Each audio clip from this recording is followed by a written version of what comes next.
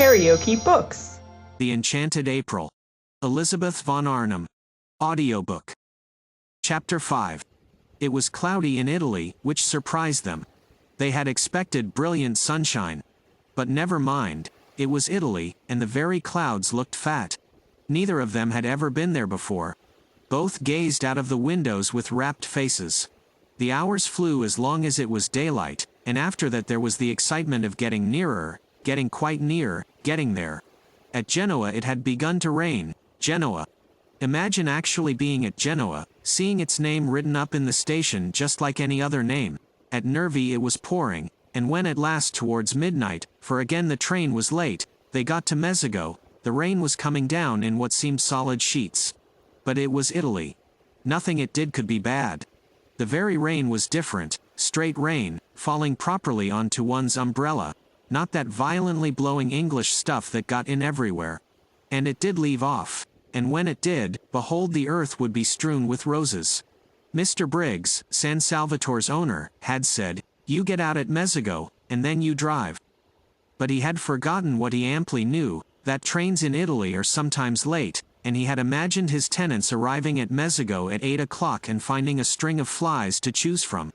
The train was 4 hours late, and when Mrs. Arbuthnot and Mrs. Wilkins scrambled down the ladder like high steps of their carriage into the black downpour, their skirts sweeping off great pools of sooty wet because their hands were full of suitcases, if it had not been for the vigilance of Domenico, the gardener at San Salvatore, they would have found nothing for them to drive in. All ordinary flies had long since gone home. Domenico, foreseeing this, had sent his aunt's fly, driven by her son his cousin, and his aunt and her fly lived in Castanito, the village crouching at the feet of San Salvatore, and therefore, however late the train was, the fly would not dare come home without containing that which it had been sent to fetch. Domenico's cousin's name was Beppo, and he presently emerged out of the dark where Mrs. Arbuthnot and Mrs. Wilkins stood, uncertain what to do next after the train had gone on, for they could see no porter and they thought from the feel of it that they were standing not so much on a platform as in the middle of the permanent way. Beppo, who had been searching for them, emerged from the dark with a kind of pounce and talked Italian to them vociferously. Beppo was a most respectable young man, but he did not look as if he were, especially not in the dark, and he had a dripping hat slouched over one eye. They did not like the way he seized their suitcases. He could not be, they thought, a porter. However, they presently from out of his streaming talk discerned the words San Salvatore, and after that they kept on saying them to him, for it was the only Italian they knew, as they hurried after him, unwilling to lose sight of their suitcases, stumbling across rails and through puddles out to where in the road a small, high fly stood. Its hood was up, and its horse was in an attitude of thought. They climbed in, and the minute they were in, Mrs. Wilkins, indeed, could hardly be called in. The horse awoke with a start from its reverie and immediately began going home rapidly, without Beppo, without the suitcases. Beppo darted after him, making the night ring with his shouts, and caught the hanging reins just in time. He explained proudly, and as it seemed to him with perfect clearness, that the horse always did that, being a fine animal full of corn and blood, and cared for by him, Beppo, as if he were his own son, and the ladies must be alarmed. He had noticed they were clutching each other, but clear, and loud, and profuse of words though he was, they only looked at him blankly. He went on talking, however, while he piled the suitcases up round them, sure that sooner or later they must understand him, especially as he was careful to talk very loud and illustrate everything he said with the simplest elucidatory gestures, but they both continued only to look at him. They both, he noticed sympathetically, had white faces, fatigued faces, and they both had big eyes, fatigued eyes. They were beautiful ladies, he thought, and their eyes, looking at him over the tops of the suitcases watching his every movement, there were no trunks, only numbers of suitcases, were like the eyes of the Mother of God. The only thing the ladies said, and they repeated it at regular intervals, even after they had started, gently prodding him as he sat on his box to call his attention to it, was San Salvatore? And each time he answered vociferously, encouragingly, see, San Salvatore. We don't know of course if he's taking us there, said Mrs. Arbuthnot at last in a low voice, after they had been driving as it seemed to them a long while, and had got off the paving stones of the sleep-shrouded town and were out on a winding road with what they could just see was a low wall on their left, beyond which was a great black emptiness and the sound of the sea.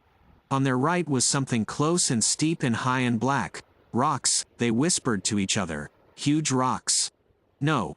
We don't know, agreed Mrs. Wilkins, a slight coldness passing down her spine. They felt very uncomfortable. It was so late. It was so dark. The road was so lonely. Suppose a wheel came off. Suppose they met fascisti, or the opposite of fascisti. How sorry they were now that they had not slept at Genoa and come on the next morning in daylight. But that would have been the 1st of April, said Mrs. Wilkins, in a low voice. It is that now, said Mrs. Arbuthnot beneath her breath. So it is, murmured Mrs. Wilkins. They were silent. Beppo turned round on his box, a disquieting habit already noticed, for surely his horse ought to be carefully watched, and again addressed them with what he was convinced was lucidity, no patois, and the clearest explanatory movements. How much they wished their mothers had made them learn Italian when they were little. If only now they could have said, "Please sit round the right way and look after the horse." They did not even know what horse was in Italian. It was contemptible to be so ignorant. In their anxiety, for the road twisted round great jutting rocks, and on their left was only the low wall to keep them out of the sea should anything happen, they too began to gesticulate, waving their hands at Beppo, pointing ahead. They wanted him to turn round again and face his horse, that was all. He thought they wanted him to drive faster, and there followed a terrifying 10 minutes during which, as he supposed, he was gratifying them. He was proud of his horse, and it could go very fast. He rose in his seat, the whip cracked, the horse rushed forward, the rocks leapt towards them, the little fly swayed, the suitcases heaved, Mrs. Arbuthnot and Mrs. Wilkins clung. In this way they continued, swaying, heaving, clattering, clinging, till at a point near Castanito there was a rise in the road, and on reaching the foot of the rise the horse, who knew every inch of the way, stopped suddenly, throwing everything in the fly into a heap, and then proceeded up at the slowest of walks. Beppo twisted himself round to receive their admiration, laughing with pride in his horse. There was no answering laugh from the beautiful ladies. Their eyes, fixed on him, seemed bigger than ever, and their faces against the black of the night showed milky. But here at least, once they were up the slope, were houses. The rocks left off, and there were houses. The low wall left off, and there were houses. The sea shrunk away, and the sound of it ceased, and the loneliness of the road was finished. No lights anywhere, of course, nobody to see them pass. And yet Beppo, when the houses began, after looking over his shoulder and shouting, "Castanito," at the ladies, once more stood up and cracked his whip and once more made his horse dash forward. "We shall be there in a minute," Mrs. Arbuthnot said to herself, holding on. "We shall soon stop now," Mrs. Wilkins said to herself, holding on. They said nothing aloud, because nothing would have been heard above the whip cracking and the wheel clattering and the boisterous inciting noises Beppo was making at his horse. Anxiously they strained their eyes for any sight of the beginning of San Salvatore. They had supposed and hoped that after a reasonable amount of village a mediaeval archway would loom upon them, and through it they would drive into a garden and draw up at an open, welcoming door, with light streaming from it and those servants standing in it who, according to the advertisement, remained. Instead the fly suddenly stopped. Peering out they could see they were still in the village street, with small dark houses each side, and Beppo, throwing the reins over the horse's back as if completely confident this time that he would not go any farther, got down off his box. At the same moment, springing as it seemed out of nothing, a man and several half-grown boys appeared on each side of the fly and began dragging out the suitcases. "No, no, San Salvatore," exclaimed Mrs. Wilkins, trying to hold on to what suitcases she could. See, San Salvatore," they all shouted, pulling. "This can't be San Salvatore," said Mrs. Wilkins, turning to Mrs. Arbuthnot, who sat quite still watching her suitcases being taken from her with the same patience she applied to lesser evils. She knew she could do nothing if these men were wicked men determined to have her suitcases. "I don't think it can be," she admitted, and could not refrain from a moment's wonder at the ways of God.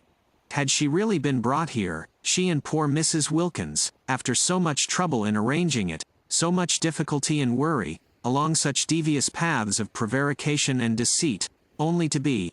She checked her thoughts, and gently said to Mrs. Wilkins, while the ragged youths disappeared with the suitcases into the night and the man with the lantern helped Beppo pull the rug off her, that they were both in God's hands, and for the first time on hearing this, Mrs. Wilkins was afraid. There was nothing for it but to get out. Useless to try to go on sitting in the fly repeating San Salvatore. Every time they said it, and their voices each time were fainter, Beppo and the other man merely echoed it in a series of loud shouts. If only they had learned Italian when they were little. If only they could have said, "We wish to be driven to the door." But they did not even know what door was in Italian. Such ignorance was not only contemptible, it was, they now saw, definitely dangerous. Useless, however, to lament it now. Useless to put off whatever it was that was going to happen to them by trying to go on sitting in the fly. They therefore got out. The two men opened their umbrellas for them and handed them to them. From this they received a faint encouragement, because they could not believe that if these men were wicked they would pause to open umbrellas. The man with the lantern then made signs to them to follow him, talking loud and quickly, and Beppo, they noticed, remained behind. Ought they to pay him? Not, they thought, if they were going to be robbed and perhaps murdered. Surely on such an occasion one did not pay. Besides, he had not after all brought them to San Salvatore. Where they had got to was evidently somewhere else. Also, he did not show the least wish to be paid. He let them go away into the night with no clamor at all. This, they could not help thinking, was a bad sign. He asked for nothing because presently he was to get so much. They came to some steps. The road ended abruptly in a church and some descending steps. The man held the lantern low for them to see the steps. "San Salvatore?" said Mrs. Wilkins once again, very faintly, before committing herself to the steps. It was useless to mention it now, of course, but she could not go down steps in complete silence. No mediaeval castle, she was sure, was ever built at the bottom of steps. Again, however, came the echoing shout, "See, see, San Salvatore." They descended gingerly, holding up their skirts just as if they would be wanting them another time and had not in all probability finished with skirts forever. The steps ended in a steeply sloping path with flat stone slabs down the middle. They slipped a good deal on these wet slabs, and the man with the lantern, talking loud and quickly, held them up. His way of holding them up was polite. "Perhaps," said Mrs. Wilkins in a low voice to Mrs. Arbuthnot, "it is all right after all." "We're in God's hands," said Mrs. Arbuthnot again, and again Mrs. Wilkins was afraid. They reached the bottom of the sloping path, and the light of the lantern flickered over an open space with houses round three sides. The sea was the fourth side, lazily washing backwards and forwards on pebbles. "San Salvatore," said the man pointing with his lantern to a black mass curved round the water like an arm flung about it. They strained their eyes. They saw the black mass, and on the top of it a light. "San Salvatore?" They both repeated incredulously, for where were the suitcases, and why had they been forced to get out of the fly? "See, see, San Salvatore." They went along what seemed to be a quay, right on the edge of the water. There was not even a low wall here, nothing to prevent the man with the lantern tipping them in if he wanted to. He did not, however, tip them in. Perhaps it was all right after all, Mrs. Wilkins again suggested to Mrs. Arbuthnot on noticing this, who this time was herself beginning to think that it might be, and said no more about God's hands. The flicker of the lantern danced along, reflected in the wet pavement of the quay. Out to the left, in the darkness and evidently at the end of a jetty, was a red light. They came to an archway with a heavy iron gate. The man with the lantern pushed the gate open. This time they went up steps instead of down, and at the top of them was a little path that wound upwards among flowers. They could not see the flowers, but the whole place was evidently full of them. It here dawned on Mrs. Wilkins that perhaps the reason why the fly had not driven them up to the door was that there was no road, only a footpath. That also would explain the disappearance of the suitcases. She began to feel confident that they would find their suitcases waiting for them when they got up to the top. San Salvatore was, it seemed, on the top of a hill, as a mediaeval castle should be. At a turn of the path they saw above them, much nearer now and shining more brightly, the light they had seen from the quay. She told Mrs. Arbuthnot of her dawning belief, and Mrs. Arbuthnot agreed that it was very likely a true one. Once more, but this time in a tone of real hopefulness, Mrs. Wilkins said, pointing upwards at the black outline against the only slightly less black sky, "San Salvatore?" And once more, but this time comfortingly, encouragingly, came back the assurance, "See, San Salvatore." They crossed a little bridge, over what was apparently a ravine, and then came a flat bit with long grass at the sides and more flowers. They felt the grass flicking wet against their stockings, and the invisible flowers were everywhere. Then up again through trees, along a zigzag path with the smell all the way of the flowers they could not see. The warm rain was bringing out all the sweetness. Higher and higher they went in this sweet darkness, and the red light on the jetty dropped farther and farther below them. The path wound round to the other side of what appeared to be a little peninsula. The jetty and the red light disappeared.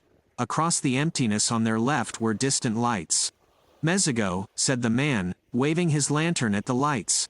"See, they answered, for they had by now learned see.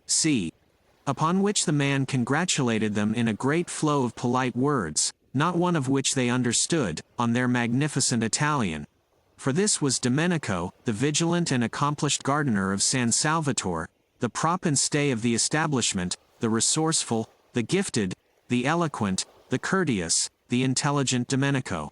Only they did not know that yet, and he did in the dark, and even sometimes in the light, look, with his knife-sharp swarthy features and swift, panther movements, very like somebody wicked. They passed along another flat bit of path, with a black shape like a high wall towering above them on their right, and then the path went up again under trellises, and trailing sprays of scented things caught at them and shook raindrops on them, and the light of the lantern flickered over lilies, and then came a flight of ancient steps worn with centuries, and then another iron gate, and then they were inside, though still climbing a twisting flight of stone steps with old walls on either side like the walls of dungeons, and with a vaulted roof. At the top was a wrought iron door, and through it shone a flood of electric light. "Ecco," said Domenico, lithely running up the last few steps ahead and pushing the door open. And there they were, arrived, and it was San Salvatore, and their suitcases were waiting for them, and they had not been murdered. They looked at each other's white faces and blinking eyes very solemnly. It was a great, a wonderful moment. Here they were, in their mediaeval castle at last. Their feet touched its stones. Mrs. Wilkins put her arm round Mrs. Arbuthnot's neck and kissed her. "The first thing to happen in this house," she said softly, solemnly, "shall be a kiss." "Dear Lottie," said Mrs. Arbuthnot. "Dear Rose," said Mrs. Wilkins, her eyes brimming with gladness. Domenico was delighted. He liked to see beautiful ladies kiss. He made them a most appreciative speech of welcome, and they stood arm in arm, holding each other up, for they were very tired, blinking smilingly at him, and not understanding a word. If you liked what you heard, please subscribe to the channel.